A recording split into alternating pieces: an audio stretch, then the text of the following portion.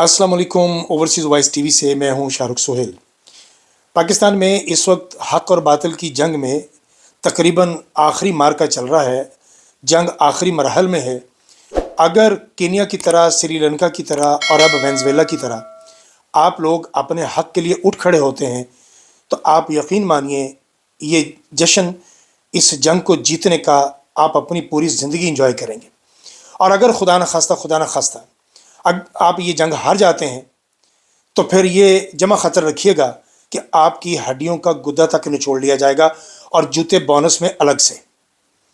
अगले 100 साल तक फिर मातम ही मातम होगा, कोई दूसरा रास्ता आपको नहीं मिलेगा। लिहाजा जितनी जल्दी हो सकता है इस जंग को जीतने के लिए कप्तान का साथ दीजिए, इमरान खान के साथ खड़े हो जाइए ताकि आप अपनी नस्लों को बचा सकें। नवाज शरीफ का दारोमदार इस वक्त 2-3 लोगों पर है। उसमें उसके जो नौरतन हैं उनमें से 2 ख़ास रतन ख़ास जो हैं, एक तो परवेज़ रशीद हैं, वो जो औजार बंद खोलते हुए जिनकी वीडियो आप देख चुके हैं। अब देखें ना, ऐसे बेहुदा लोगों के होते हुए नवाज शरीफ सोच रहे हैं कि वो ये जंग जीतेंगे। और दूसरी तरफ इरफान सदीकी हैं।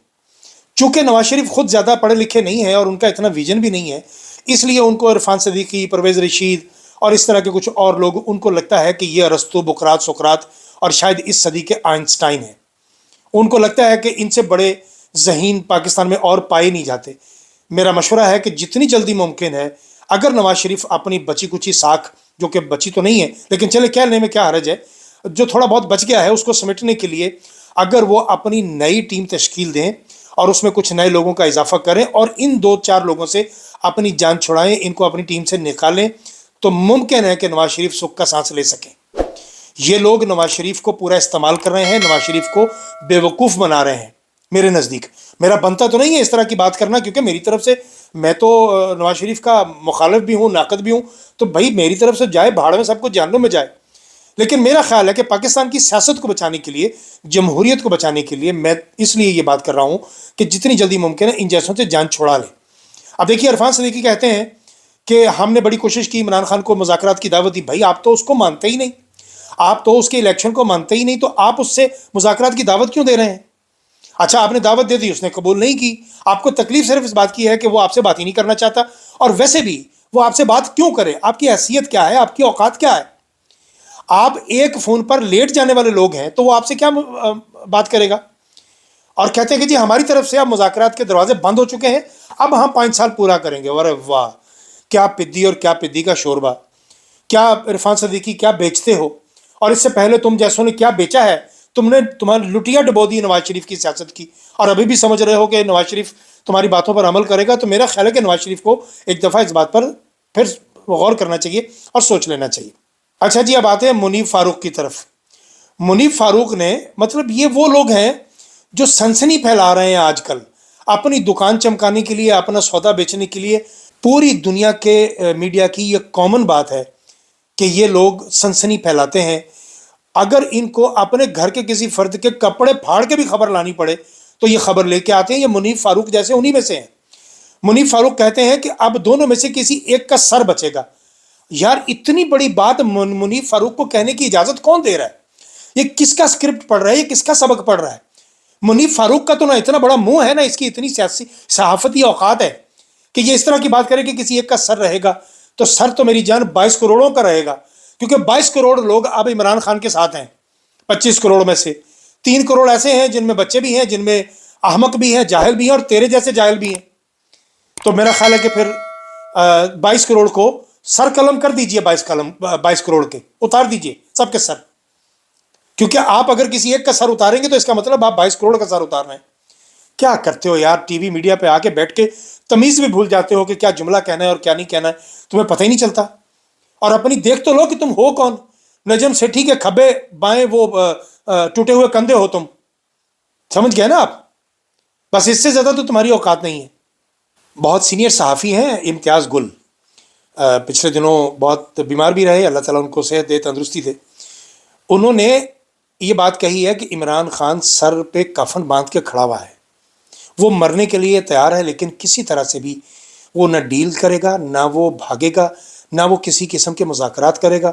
हाँ, एक सूरत में मुज़ाकरात करेगा, वो चाहता है कि उसका मैंडेट वापस कर दिया जाए اور واپس کرنے کے بعد اس کا جو اقتدار ہے جو کہ اس کا حق بنتا ہے اس کو دے دیا جائے، تو اس کے بعد اگلی بات کی جائے گی۔ جتنے ذی شعور صحافی ہیں وہ اس وقت حقائق کو جانتے ہیں، جو تو حقائق کو سمجھ رہا ہے وہ تو یہی بات کر رہا ہے کہ اقتدار عمران خان کو دے دیں۔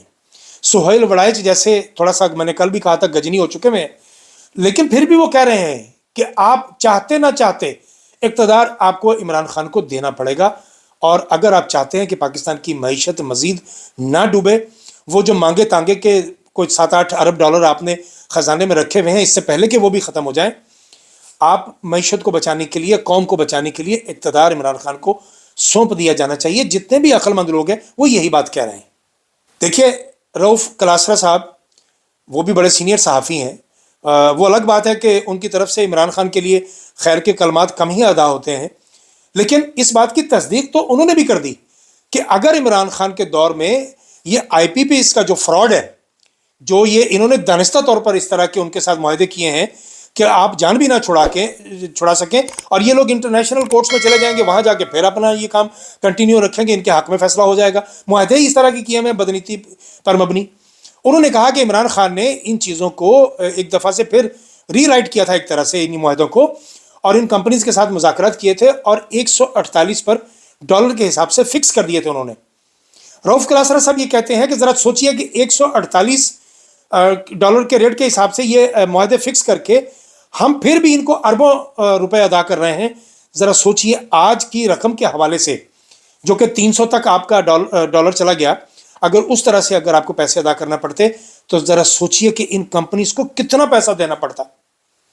تو اس بات کی تعریف کی انہوں نے کہ عمران خان نے یہ ایک کام بہت اچھا کیا تھا، اور اگر یہ ایک کام جو کہ انتہائی بھونڈا کام ہے جو ان خاندان شریفہ اور زرداری نے کیا ہے، آئی پی پی اس پر یہ بات کیوں نہیں کرتے؟ اسی لیے نہیں کرتے کیونکہ 75% دیکھیں زعیم قادری ان کے اپنی جماعت کے لوگ تھے جو چھوڑ کے گئے ان کو، وہ نئی جماعت میں چلے گئے، اب وہ کہہ رہے ہیں کہ 75% آئی پی پی کی کمپنیاں تو ان کی اپنی ہیں، یعنی خاندان شریفہ کی اور زرداری کی۔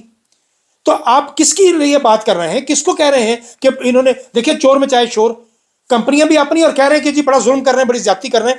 ارے شہباز شریف تم نے ابھی تو 63 کروڑ روپے اپنے بیٹے کو دیا ہے، اس کی بند کمپنی کو جو کئی مہینوں سے بند پڑی ہوئی ہے، جس نے ایک یونٹ بجلی نہیں بنائی۔ اور چلتے چلتے ایک اور صحافی کی بات کر لیتے ہیں، رضوان رضی۔ یار میں نے اس جیسا بےہودہ، بے حیا، بے غیرت، بے ضمیر صحافی شاید ہی دیکھا ہو، اور مجھے حیرانی ہوتی ہے کہ جس طرح کی یہ ٹویٹ کرتا ہے، یار اس کی ماں بھی ہوگی، اس کی بہن بھی ہوگی، اس کی بیوی بھی ہوگی، اس کی بیٹی بھی ہوگی، یقیناً اس کے گھر والے بھی شاید اس کے ٹویٹ نہیں دیکھتے اور اس کو منع بھی نہیں کرتے کہ یار یہ تم کیا بےہودگی کرتے ہو۔ ابھی کچھ دن پہلے اس نے کہا کہ بشرا بی بی بے لباس ہو کر شمال کی طرف منہ کر کے جادو کرتی ہیں، اور اس عمران خان سے جو بھی شخص ہاتھ ملاتا ہے وہ پھر عمران خان کی باتوں کا جواب نہیں دے پاتا اور وہ اس کے سامنے بے بس ہو جاتا ہے، لہٰذا وہ دوسروں کو منع کر رہا ہے کہ آپ اس کے ساتھ کوئی مذاکرات نہیں کیجیے گا، اس کے ساتھ ہاتھ نہ ملائیے گا۔ رضوان رضی کبھی آئینے میں کھڑے ہو کے تم اپنی شکل دیکھ لو، صرف صاف پتہ لگتا ہے کہ تمہاری اندر کی نحوست تمہارے چہرے پہ آئی ہوئی ہے، تمہاری شکل سے صاف پتہ لگ رہا ہے کہ تم منحوس ترین آدمی ہو، اور اس طرح کی بکواس تم کرتے ہو۔ یار تم کائے کے صحافی ہو یار، اور تم لوگوں کو ہو کیا گیا ہے؟ تم لوگ چار جماعتیں، مجھے تو اول لگتا نہیں ہے، تم میٹرک فیل ٹائپ بندے لگ رہے ہو مجھے، وہ پرانے وقتوں کے وہ جو ایک سگریٹ کی ڈبی اور چائے پر خبریں جو لکھا کرتے تھے، تمہارا شمار بھی انہی میں سے ہوتا ہے۔ لیکن یہ جو پڑھے لکھے ہیں، یہ حسن ایوب اور یہ نجم ولی خان اور یہ منیب فاروق اور یہ سید طلعت حسین اور یہ غریدہ فاروقی اور یہ بین سلیم اور یہ باقی اس طرح کے اور بھی لانڈے لپاڑے وہ منصور، یار تم لوگ پڑھے لکھے ہو کے بھی تمہارے اندر کی جہالت اس قدر پنپ چکی ہے کہ جس کی حد نہیں ہے، بجائے اس کے کہ تم لوگوں پر تعلیم کا اثر ہوتا، اور یار اس تعلیم نے تو تمہیں اور بیڑا غرق کر دیا تمہارا۔ لہٰذا رضوان رضی اب ہوش کے ناخن لو، عقل کے ناخن لو، کو خدا کا خوف کھاؤ، تم نے مرنا بھی ہے، تمہیں مرنا کیوں بھولا ہوا ہے؟ تم 4-5 لوگوں کے منہ کو بہت بڑا کتا لگ گیا ہوا ہے، اتنا بڑا کتا تم لوگوں کے منہ کو لگ گیا ہے کہ تم لوگ اب سوائے بھونکوئیے کہ تم اور کچھ کر نہیں پا رہے، اور یار تم کچھ نہیں کر سکتے، کووں کے کہنے کی، کووں کی بددعاؤں سے بیل نہیں مرا کرتے۔ تم اپنا قد ناپ کے دیکھو کبھی، تم جس کے خلاف بھونکوئیے بنے ہوئے ہو تم اس کا کچھ نہیں بگاڑ سکتے، بڑے سے بڑے اس کا کچھ نہیں بگاڑ پا رہے، تو تم کس کھیت کی مولی ہو یار؟ مریم نواز سے 4-5 بار فارم 45 مانگے گئے ہیں، لیکن وہ کہہ رہی ہیں کہ گم ہو چکے ہیں، مل نہیں رہے۔ یہیں سے آپ ان کی بدنیتی کا اندازہ کر لیجئے، یہ ہارے ہوئے لوگ ہیں، ان سے سسٹم کہاں چلے گا؟ اوپر سے ایران کا دورہ ملتوی کر دیا شہباز شریف نے، کہہ رہے ہیں کہ کمر میں درد ہو گیا، دوبارہ سے طبیعت بہت زیادہ خراب ہو گئی، کینسر ابھرنا شروع ہو گیا مجھے لگ رہا ہے۔ خاندان شریفہ کے بیماریوں کا وقت ہوا چاہتا ہے، ان کے بیمار ہونے کا وقت ہوا چاہتا ہے۔ اب یہ دوسرے ممالک میں جا کے علاج کرانے کے لیے بہانے ڈھونڈیں گے۔ نواز شریف کو جانے نہیں دیا جا رہا اور نہ جانے دیا جائے گا اس بار۔ مجھے لگ رہا ہے کہ ان کا پاسپورٹ بھی سننے میں آ رہا ہے مبینہ طور پر ضبط کر لیا گیا ہے، اور وہ ابھی تک پاسپورٹ انہی کے پاس ہے، ان کو نہیں جانے دیا جائے گا۔ اور بھائی، آپ جس دکان کا بیڑا غرق کر کے جا رہے ہو نا، جب تک ان معاملات کو درست نہیں کرو گے تب تک تم جا نہیں پاؤ گے۔ ابھی تک کے لیے اتنا ہی، باقی باتیں اگلے ولاگ میں۔